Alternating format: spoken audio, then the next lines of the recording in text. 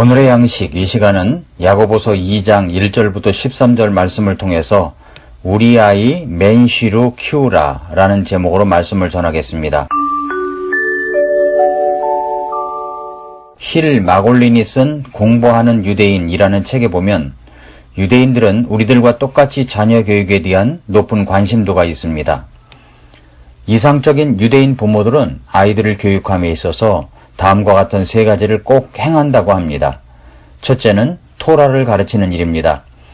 혼란스럽고 때로는 모호한 세상을 항해해 나가는 데 필요한 원칙과 윤리를 가르치는 것입니다.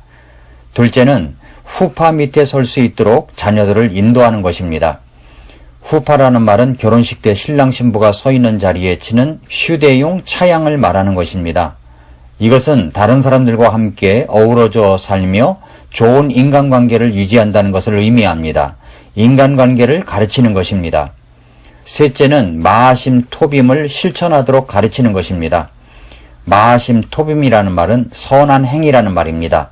선한 영향력을 끼치도록 한다는 말입니다. 이렇게 해서 자녀를 세상에서 강한 모습으로 살아갈 수 있도록 가르칩니다. 실제로 그 결과로 세상에는 유대인의 영향력이라고 하는 것은 정말 엄청납니다. 그런데 단순히 세상에서 잘 나가는 인간상을 만들기 위해서 자녀 교육을 하는 것이 아닙니다. 유대인들이 부르는 익숙한 단어가 하나 있습니다. 그것은 맨쉬라는 단어입니다. 이 말은 자녀 교육에 많은 노력을 쏟아붓는 유대인 부모가 자녀들에게 도달하기를 바라는 인간상을 유대교에서는 한 단어로 맨쉬라고 합니다. 맨쉬는 주위로부터 완전한 신뢰를 받는 사람을 말하는 것입니다. 맨쉬는 타인과의 관계에서 정직하고 반듯한 윤리적인 인간입니다. 맨쉬는 자신보다 어려운 사람을 도와줌으로써 행복을 느끼고 좀 더 나은 관점에서 자신을 돌아볼 줄 아는 인간입니다. 맨쉬는 쉬운 길을 버리고 어려운 길을 택하더라도 올바른 일을 하면서 정직하게 살아가는 사람입니다. 맨쉬는 자신이 갖고 있는 지식과 돈, 시간 등을 사회에 환원함으로써 다른 사람에게 필요한 행동을 하는 인간을 말합니다. 이런 인간상 멋지지 않습니까? 유대인들의 교육 목표는 훌륭한 인성을 가지고 다른 사람들을 최고의 존경심으로 대하고 옳은 일을 목적 그 자체로 두고 행하는 너무나 반듯한 사람이라면 누구든지 맨쉬가 될 수 있습니다. 그래서 유대인들은 세상에서 들을 수 있는 가장 나쁜 말이 너는 맨쉬가 아니야 라는 말이라고 합니다. 오늘 말씀 제목이 우리 아이 맨쉬로 키우라입니다. 야고보서를 통해서 구원받은 하나님의 자녀들에게 가르쳐 주시고 싶은 것은 무엇입니까? 여러 가지 내용 가운데서 특별히 오늘 본문에서는 사람을 차별하지 말라는 것입니다. 맨쉬라는 단어와 연관이 있습니다. 야고보서 2장 1절부터 13절 말씀은 사람을 차별 대우하지 말라는 인간관계를 말씀하고 있습니다. 내 자신의 인간관계, 우리 아이의 인간관계, 유대인 교육처럼 성경 말씀을 가르치고 후파 밑에 들어가게 하고 마하심 토빔을 실천하도록 하는 교육, 야고보서 말씀은 진정한 인간관계를 말씀하고 있습니다. 성숙함은 관계를 통해서 나타납니다. 한 사람의 성숙도는 홀로 있을 때 측정되는 것이 아닙니다. 하나님과의 관계, 자신과의 관계, 이웃과의 관계를 통해서 나타나는 것입니다. 사람이 성숙하다고 말할 때 그 성숙은 관계의 성숙을 의미하는 것입니다. 관계의 성숙은 사랑의 성숙을 말합니다. 그 사랑의 성숙은 멀리 있는 사람과의 관계를 말하는 것이 아닙니다. 지금 현재 나와 가까이에 있는 사람과의 관계를 말하는 것입니다. 여러분의 남편을, 여러분의 아내를, 부모님을, 자녀들을 어떻게 대하느냐에 성숙도가 달라집니다. 가까이 있는 이웃과 어떤 관계를 누리며 살아가느냐는 대단히 중요한 것입니다. 오늘 본문 말씀은 먼저 이렇게 말씀하십니다. 2장 1절에서 내 형제들아 영광의 주 곧 우리 주 예수 그리스도의 믿음을 가지고서 사람들의 외모를 중시하지 말라라고 했습니다. 먼저 너희가 주 예수 그리스도에 대한 믿음을 가졌으니 사람을 외모로 차별하여 대우하지 말라고 말씀하고 있습니다. 첫째로 이웃과의 관계는 먼저 자기 자신과의 관계에서부터 출발합니다. 2장 1절에서도 사람들을 외모로 중시하지 말라고 외적인 것으로 차별 대우하지 말라고 하시면서 먼저 주 예수 그리스도의 믿음을 가지고서라는 말씀을 하셨습니다. 우리가 먼저 가져야 할 것은 주 예수 그리스도의 믿음입니다. 이런 믿음을 가졌다고 하는 것은 자신이 죄인됨을 회개하고 예수 그리스도를 개인의 구주와 주님으로 믿고 영접했다는 말입니다.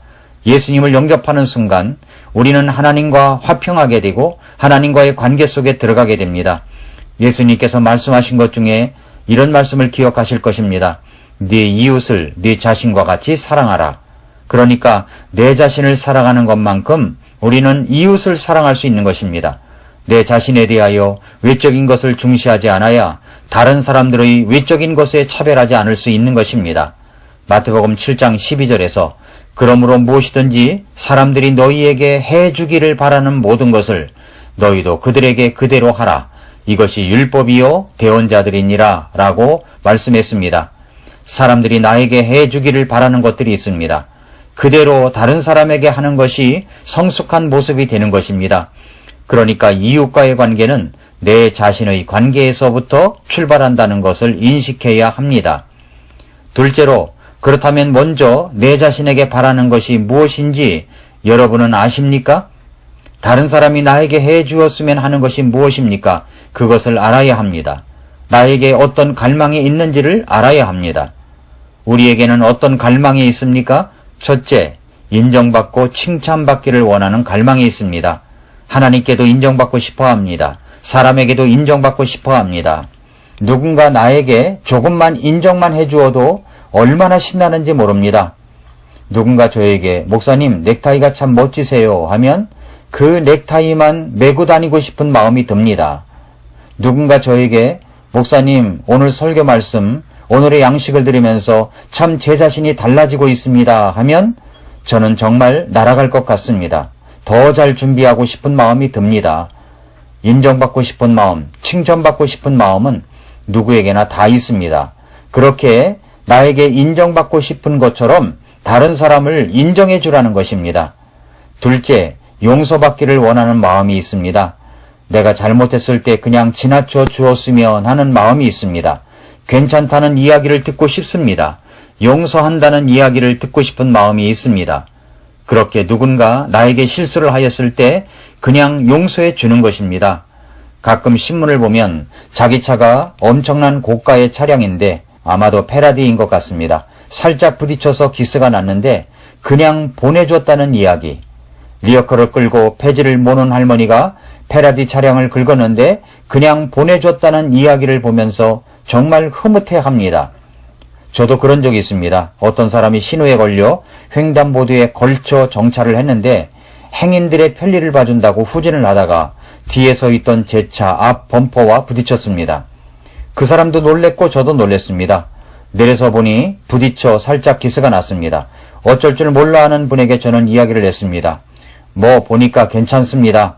원래 범퍼는 살짝 부딪히라고 있는 겁니다. 그냥 가세요. 내가 지금 무슨 소리를 하는 거지? 생각도 들었지만 그냥 보내드렸습니다. 연실 고개를 숙이며 감사하다고 하면서 그분은 갔습니다. 뭐? 범퍼가 살짝 부딪히라고 있는 거라고? 그게 어디에 나오는 말이지? 맞는 말인가? 뭔 소리를 했는지 모르겠다고 생각도 들었지만 기분은 참 좋았습니다. 사람은 용서받기를 원하는 마음이 누구에게나 다 있습니다.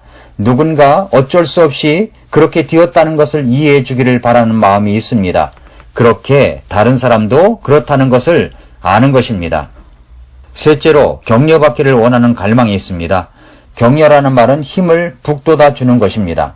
마음이나 기운을 북돋아 그 일에 더욱 힘쓰도록 하는 것입니다.